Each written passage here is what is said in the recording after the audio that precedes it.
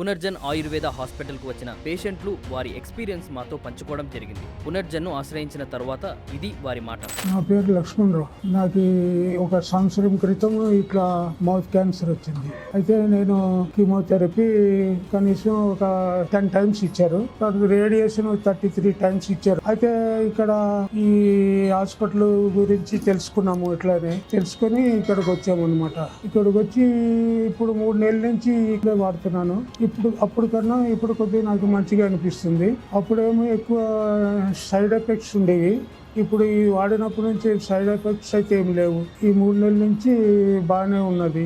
ఇప్పుడు రీసెంట్గా test scan తీసుకున్నాం. అది చూపించాం. డాక్టర్ గారు చూసి బాగానే ఉన్నది.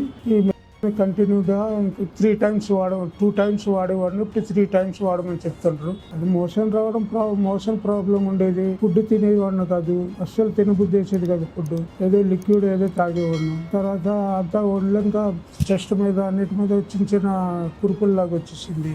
స్కిన్ కూడా పగిలిపోయింది. కాళ్ళంతా పగిలిపోయి నడవడానికి కూడా ఇబ్బంది అయ్యేది. ఇప్పుడు అవన్నీ అయితే ఏం లేవు. బాగానే ఉంది. అందు గురించే మళ్ళీ వచ్చాను నేను. చూశారు కదండి, వారి మాటల్లో ఉన్న ధైర్యమే పునర్జన్ సాధించిన విజయం. వారి నమ్మకమే పునర్జన్ను ముందుకు నడిపించే ఇంధనం. ఇదే విధంగా మరెన్నో జీవితాలలో పునర్జన్ వెలుగులు నింపడానికి నిరంతరం కృషి చేస్తూనే ఉంటుంది. ధన్యవాదాలు.